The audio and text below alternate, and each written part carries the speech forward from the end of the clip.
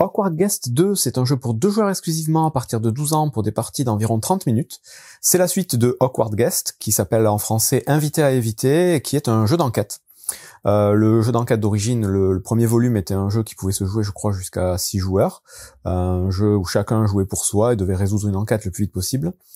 Ici, donc, on joue à 2, l'un contre l'autre, et on va chacun essayer de résoudre une enquête qui a été créée par l'autre joueur en début de partie. Donc je vais vous expliquer tout de suite comment ça marche. Le jeu, pour l'instant, n'existe que en anglais et je pense en espagnol, c'est un jeu d'origine espagnole. Pas encore en français, mais on peut y jouer sans avoir besoin de lire quoi que ce soit, puisqu'il n'y a pas de texte sur le matériel, à part le nom des personnages. Dans Awkward Guest 2, vous allez enquêter sur le meurtre de Béatrice et Bérénice Berwix, donc ce sont 2 sœurs jumelles, qui ont été retrouvées mortes dans leur chambre à coucher à 1 semaine d'intervalle.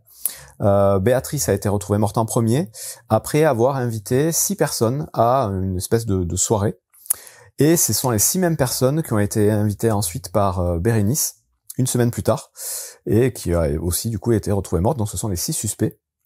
Et on va essayer de savoir qui a assassiné Béatrice et qui a assassiné Bérénice. Un joueur va s'occuper de l'enquête concernant Béatrice, l'autre joueur va s'occuper de l'enquête concernant Bérénice. Et en tout début de partie, chaque joueur va créer le meurtre et les conditions du meurtre que va essayer de résoudre le joueur adverse. Pour la mise en place, chaque joueur va prendre un paravent. Ces paravents ont à l'intérieur des descriptifs de tout ce qu'on va pouvoir faire dans le jeu. Donc sur la partie gauche, ça va être toutes les étapes qu'il va falloir suivre pour créer le meurtre de l'adversaire. Et sur la partie centrale, la partie droite, ça va être un descriptif de toutes les actions qu'on va pouvoir faire à l'aide des petits dés qu'on va lancer à chaque tour, pendant la phase d'enquête.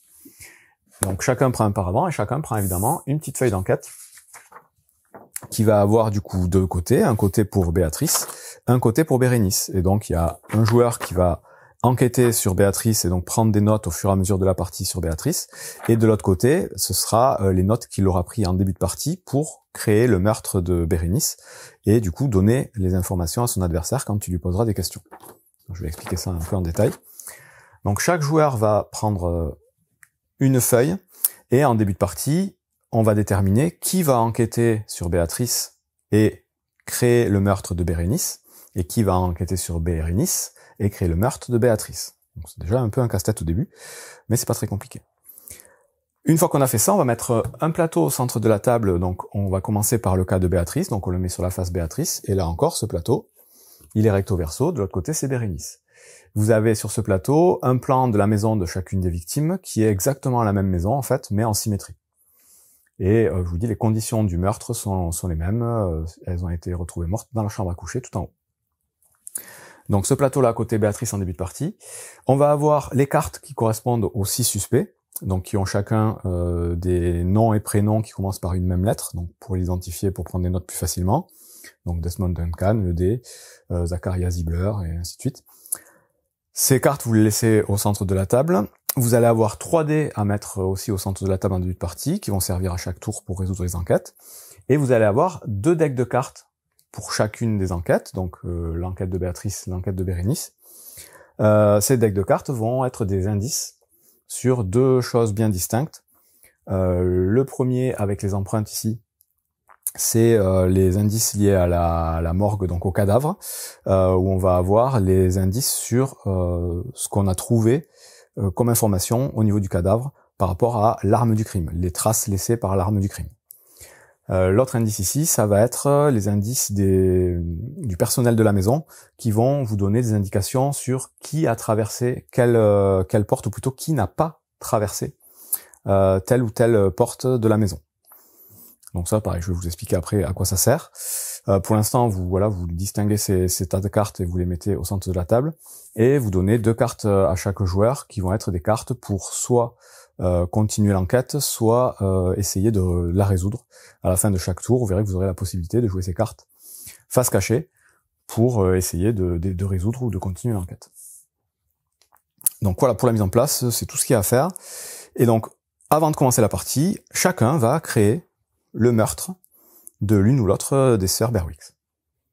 Pour créer ce meurtre, le joueur qui va créer celui de Béatrice, par exemple, va prendre sa feuille côté Béatrice et va indiquer qu'il est le cerveau du crime qui a été commis. Donc il va entourer le petit cerveau ici.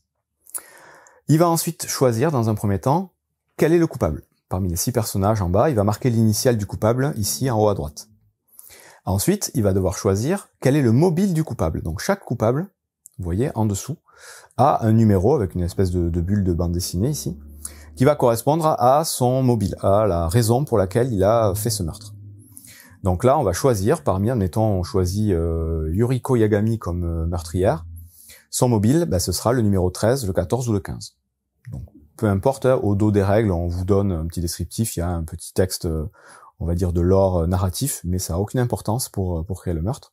Il faut juste choisir un des numéros ici. On l'inscrit évidemment en haut à droite ici. Et on va tout de suite cocher, admettons on choisit le numéro 15 ici, on va tout de suite cocher les 3 cases qui se trouvent en dessous.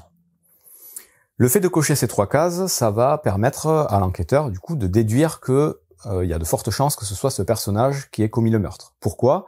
Parce que les 2 premières cases donc de la colonne ici, ce sont des témoignages qui vont attester que ce personnage avait bien un mobile pour tuer la sœur Berwick.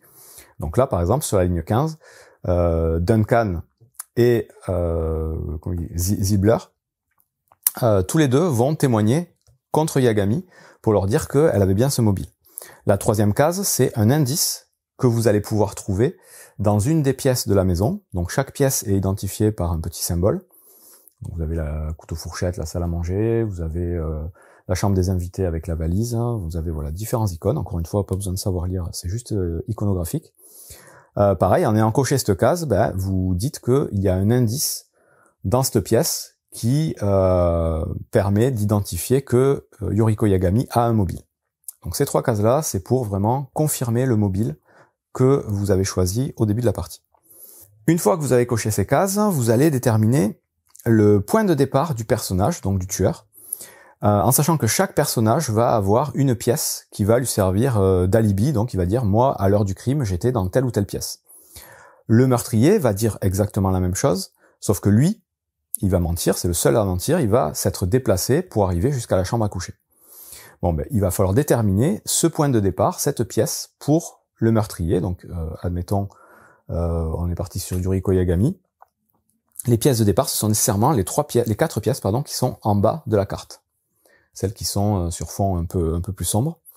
Là, vous allez mettre le symbole du personnage à côté du petit personnage noir, pour dire que c'est bien le meurtrier, dans la pièce que vous aurez choisie. Donc là, vous mettrez un Y pour Yuriko, à côté du personnage noir ici, par exemple. Bon, au choix, vous choisissez vraiment la pièce que vous voulez. Et vous mettrez une petite croix parmi les 3 cases du personnage blanc. Donc le personnage noir, c'est le meurtrier. Les personnages blancs, ce sont les autres personnages qui peuvent dire s'être retrouvés dans cette pièce au moment du crime. Et au maximum, il peut y avoir que 3 personnages dans chacune des pièces.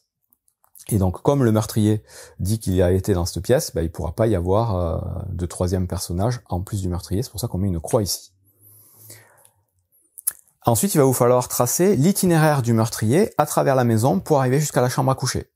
Pour ça, vous aurez droit de cocher 4 cases, 4 portes. Pas plus, pas moins, il faut cocher exactement 4 portes par lesquelles le meurtrier est passé pour arriver jusqu'à la chambre à coucher. Donc par exemple, s'il part de cette pièce-là en bas à droite, il pourrait passer par cette porte, puis par celle-là, et enfin par celle-là. Ça fait 1, 2, 3, 4. Et donc sur chaque case, on va mettre un petit check pour dire qu'il est bien passé par là. Et donc ça, voilà, vous faites l'itinéraire que vous voulez. Vous pouvez très bien passer par une pièce qui est parmi les pièces de départ. Dans tous les cas, il faut qu'il ait traversé 4 portes pour arriver jusqu'à la chambre à coucher. Ensuite, une fois que l'itinéraire est tracé, vous allez prendre toutes les cartes de majordome, là, les cartes help de Béatrice, puisque vous êtes en train de faire le meurtre de Béatrice, et vous allez retrouver les cartes qui correspondent aux 4 passages que vous avez cochés. Donc là, par exemple, ce sont ces 4 cartes-là. Donc on est parti de cette pièce-là, on est allé dans la salle à manger, donc c'est cette carte. Ensuite de la salle à manger, on est allé à la salle de bain, c'est cette carte-là. De la salle de bain, on est allé jusqu'au bureau, c'est cette carte-là. Et du bureau jusqu'à la chambre à coucher, c'est cette carte-là. Ces 4 cartes, vous les sélectionnez, évidemment sans les montrer à votre adversaire, et vous les rangez dans la boîte du jeu, vous les sortez du jeu, et les cartes restantes, vous les mélangez, et vous les donnez à votre adversaire, vous les mettez en face de votre adversaire. Vous avez éliminé du coup les 4 passages du meurtrier, et il ne reste là-dedans que les passages par lesquels n'est pas passé le meurtrier. toutes les portes qu'il n'a pas franchies. Ça va aider pour la résolution de l'enquête. À ce stade, vous avez désigné le meurtrier, vous avez choisi son mobile, vous avez fait son parcours dans la maison. Il vous reste à déterminer l'arme du crime. L'arme du crime, obligatoirement, le meurtrier va la ramasser dans une des pièces qu'il a traversées. Donc parmi les pièces qu'il a traversées, donc ici moi la salle à manger, la salle de bain et le bureau, je vais devoir sélectionner une arme qui se trouve dans chacune de ces pièces. Donc les armes, elles sont toutes indiquées en bas à droite de notre fiche d'enquête, et dans chaque pièce, vous avez les numéros correspondant aux armes. Donc par exemple, dans la salle à manger, il y a le 4, le 8, le 11 et le 17. Donc il y a cette arme-là, le 11 et le 17. Donc je pourrais choisir une de ces armes, par exemple, ou une arme de la salle de bain, ou une arme du bureau. Je choisis celle que je veux. Je l'entoure dans la pièce correspondante, et j'écris le numéro à côté de l'arme ici, tout en haut à droite. Ensuite, je vais déterminer les types de traces que laisse cette arme sur le cadavre, et je vais les cocher avec un check, encore une fois, dans la petite case qui se trouve au-dessus des armes. Donc je vais regarder à chaque fois les deux traces que va laisser l'arme que j'ai choisie. Donc si par exemple je choisis, je sais pas moi, l'arme 11, c'est l'espèce de fourchette ici, elle laisse ces deux types de traces, donc elles sont toutes inscrites au dos des règles, hein. Ça c'est, je crois, substance huileuse, et ça c'est blessure défensive.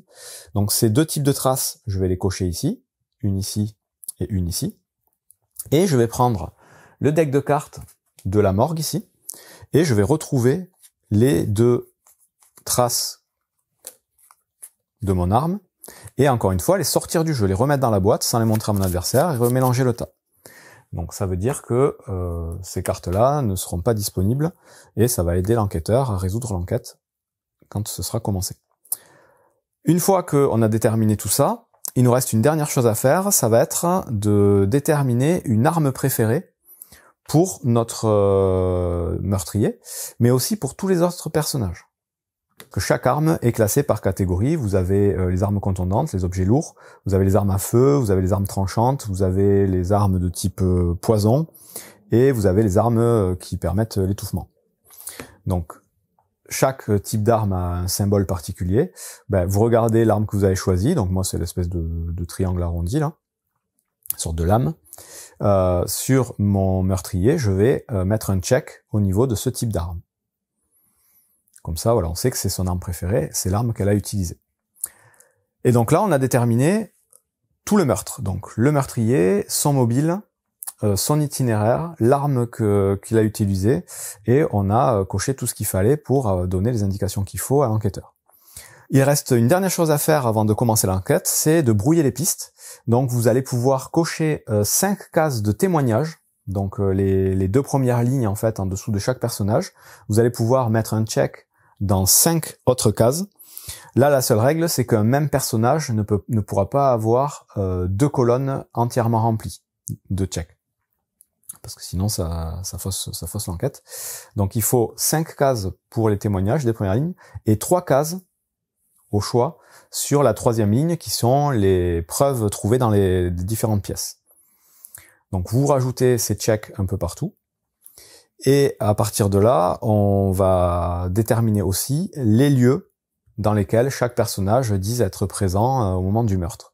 Donc vous allez rajouter les initiales des personnages dans les cases à côté du bonhomme blanc, où vous voulez parmi les 4 pièces du bas. Vous pouvez en mettre dans la même pièce que le meurtrier, vous pouvez en mettre dans les pièces à côté, les mettre tous au même endroit, les répartir, faites ce que vous voulez. Vous mettez les initiales dans chacune des pièces du bas. Et à partir de là, ben, vous avez créé l'intégralité de l'enquête que va essayer de résoudre votre adversaire. Donc là, on a fait le cas de Béatrice. Évidemment, en parallèle, au même moment, le joueur adverse fera exactement la même chose avec Bérénice. Les mêmes étapes. Le meurtrier, le mobile, l'arme, l'itinéraire, les positions de départ. On brouille les pistes.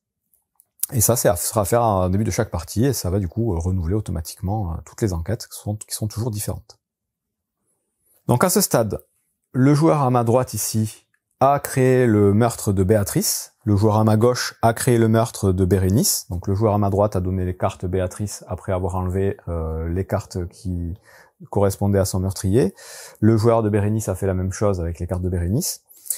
On est prêt à commencer la partie, on considère à partir de maintenant que toutes les cases qui ne sont pas cochées avec un check dans la feuille de meurtre sont des cases avec une croix, des cases qui ne sont pas effectives. Et à partir de là, on est prêt à commencer la partie, donc on va mettre chacun la feuille côté Béatrice.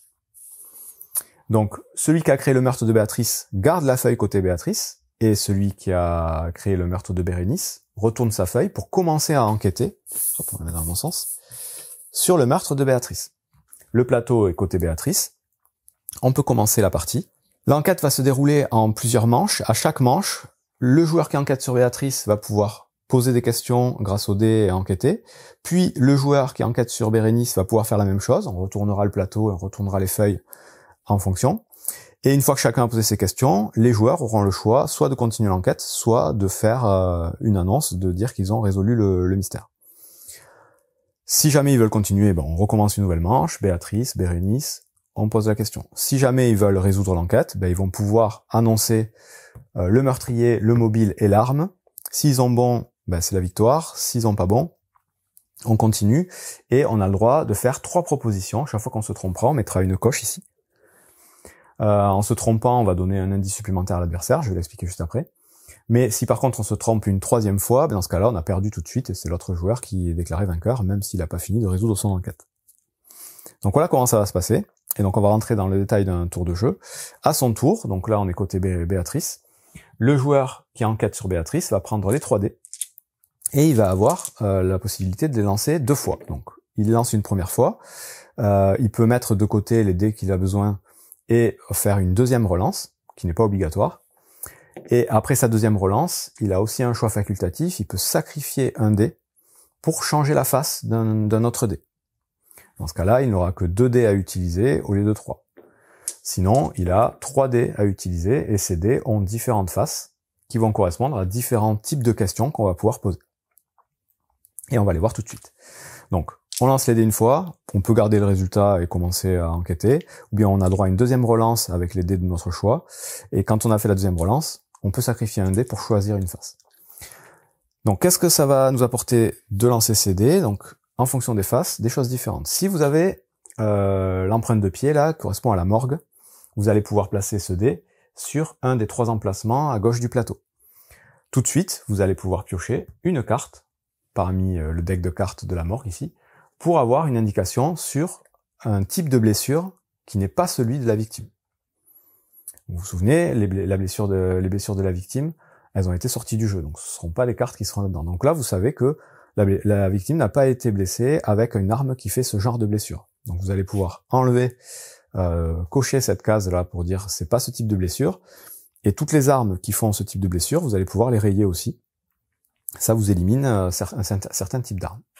Donc à chaque fois que vous utiliserez l'empreinte ici, enfin le pied avec l'étiquette, vous allez piocher une carte là-dedans et ça va vous éliminer des types d'armes. L'autre face que vous allez pouvoir utiliser, c'est l'aide ici, donc les assistants et les hommes de maison. Vous avez 2 endroits où placer ce dé, vous pouvez le placer ici ou vous pouvez le placer sur une des pièces de la maison. Si vous le placez ici, vous allez prendre 2 cartes de ce deck-là, les regarder, et vous allez pouvoir tout de suite éliminer 2 portes par lesquelles le suspect n'est pas passé. Donc sur votre tableau, vous rayerez ces portes-là, et vous saurez qu'il n'est pas passé par là. Ça, c'est le premier indice. 2e indice, si vous placez le dé sur un des emplacements où vous avez le même symbole ici, vous allez devoir demander à l'adversaire quels personnages ne sont pas passés par cette pièce. Donc il va vous donner les initiales, pour la première fois que vous demandez dans une pièce, les initiales de 3 personnages qui ne sont pas passés par cette pièce. Donc vous allez rayer les 3 initiales qui correspondent aux empreintes de pas sur votre tableau ici. L'adversaire, celui qui a commis le crime, va aussi rayer ces 3 empreintes pour se souvenir qu'il vous a déjà donné ces 3 noms. Et si plus tard, dans la partie, vous revenez au même endroit, poser la même question, vous allez avoir 2 nouvelles personnes qui vont être éliminées. Donc l'adversaire va devoir vous donner 2 autres personnes qui ne sont pas passées par cette pièce. Donc il vous restera au maximum une personne potentielle qui a pu traverser cette pièce. Ça permet de laisser le doute quant au fait que le meurtrier soit passé ou pas par cette pièce. Vous aurez toujours un personnage qui potentiellement est passé par cette pièce.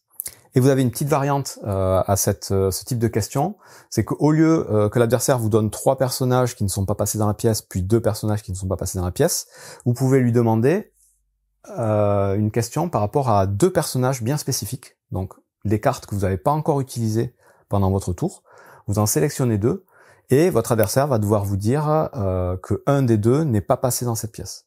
Donc ça, en gros, c'est si vous êtes à peu près sûr que le meurtrier est parmi ces 2 personnages, ben, votre adversaire va éliminer un des 2 et ça vous permettra d'avancer plus vite dans votre enquête. Donc voilà pour le symbole de costume de majordome.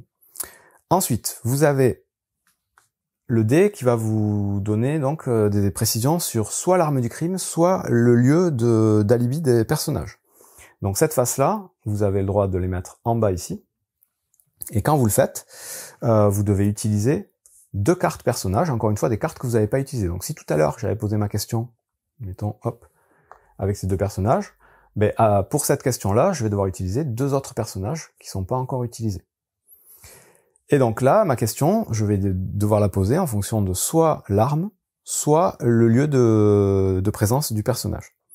Donc si je choisis l'arme, je vais demander quelle est l'arme préférée de ces 2 personnages.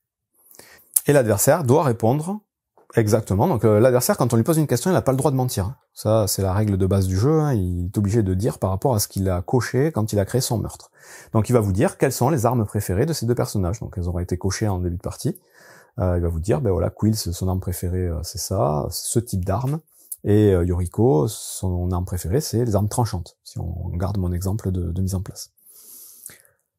Ça, c'est le premier type de question. Deuxième question, je peux demander, au lieu de demander pour l'arme, demander dans quelle pièce ces personnes disent s'être trouvées quand le crime a eu lieu.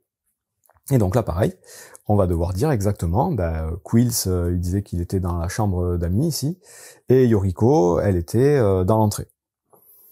Il doit donner exactement la position qu'il a indiquée sur sa feuille. Donc voilà une nouvelle façon d'avoir des informations. Ensuite, on a une phase de dé qui va venir exactement aux mêmes endroits. Donc ici, on a 2 possibilités, 2 phases de dé possibles, et qui va marcher de la même façon. Vous allez devoir utiliser 2 personnages que vous n'avez pas encore utilisés pendant la partie. Donc là, si je reprends mon exemple, que je continue, j'ai mis un dé ici. Si mon dernier dé, c'est celui-là, je devrais poser mes questions sur les 2 personnages restants, puisque les autres, je les ai déjà utilisés. Ces personnages, quand on a cette icône-là, c'est pour demander qui a témoigné sur qui. Donc on va demander, est-ce que Desmond a témoigné sur Zakaria, et est-ce que Zakaria a témoigné sur Desmond. Donc là, pareil, votre adversaire va regarder sa petite feuille de meurtre, et va vous dire si une case a été cochée pour Z dans le personnage Duncan. Donc là, Z, s'il avait été coché en check, ça veut dire que Zakaria a bien témoigné contre Desmond. Donc on doit le dire. Et à l'inverse, on va regarder dans la case de Zakaria si Desmond a témoigné contre lui. Donc si la case a été cochée ou pas. Et donc on doit dire s'il y a eu un témoignage ou s'il n'y en a pas eu. On dit tout. C'est-à-dire que là, s'il n'y a pas eu de témoignage, on n'a pas coché la case, on considère que c'est une croix, il dit non, ils n'ont pas témoigné l'un contre l'autre, ou oui, lui il a témoigné contre lui, et non, lui il n'a pas témoigné contre lui. On va donner donc des indices sur les coches qui ont été faites au niveau des témoignages grâce à cette question. Et enfin, il nous reste une dernière phase de dé, c'est la loupe. Et donc la loupe, on doit la placer dans une des pièces de la maison, peu importe laquelle. Et l'adversaire va vous dire si cette pièce, il y a eu un indice qui a été trouvé dedans. Donc là, on va regarder tous les symboles de la ligne 3 ici, là, qui correspondent à la baignoire. Donc à chaque fois, il y en a 2 normalement. Il y a 2 symboles au total par pièce. Et donc là, la baignoire, elle est chez Desmond. Est-ce qu'il y a une preuve contre Desmond qui a été trouvée dans la salle de bain? Oui ou non. Donc s'il y a un check, c'est oui. S'il y avait rien, c'est non. Et pareil, chez Yoriko Yagami. Et donc là, normalement, puisqu'on a dit qu'on prenait le 15, il y aura eu un check ici. Donc il y a bien une preuve qui a été trouvée contre Yoriko Yagami. On a fait le tour de toutes les questions qu'on allait pouvoir poser grâce au dé, donc il va falloir lancer les dés et choisir les questions qu'on veut poser pour orienter un peu son jeu. On aura du coup au fur et à mesure des indices sur les armes, sur les témoignages, sur les preuves qui ont été trouvées, le type d'arme préférée, les personnages qui se sont déplacés ou pas, les points de départ des personnages, et tout ça, petit à petit, ça va nous permettre de résoudre l'enquête. Dès lors que on a fini de poser nos questions, hop, on donne les dés au joueur adverse, on retourne les feuilles et le plateau côté Bérénice, et c'est donc à l'autre joueur de poser ses questions à celui qui a commis le crime de Bérénice. Exactement de la même façon, tous les personnages redeviennent disponibles.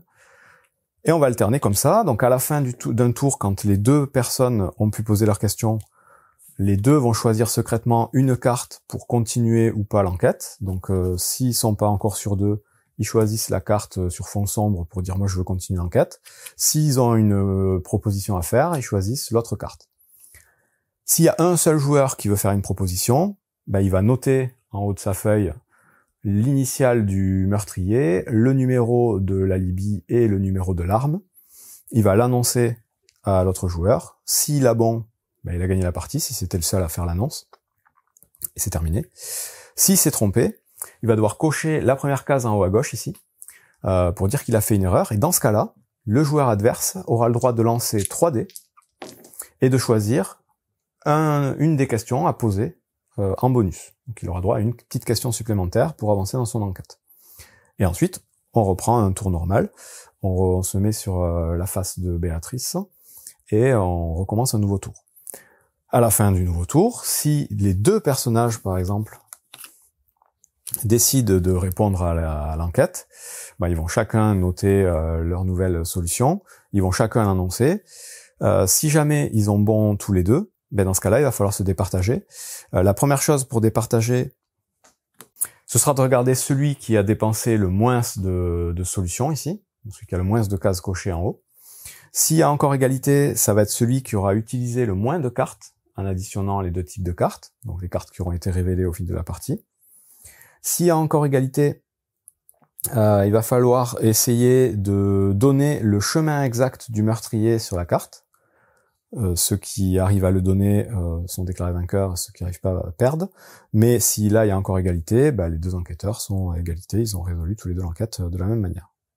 Évidemment, quand un enquêteur se trompe dans ses révélations, la personne en face ne dit pas à quel endroit il s'est trompé. S'il a par exemple le bon meurtrier, le bon alibi mais pas la bonne arme, on lui dit juste bah non, c'est pas bon, et pas plus d'informations. Et on continue à jouer.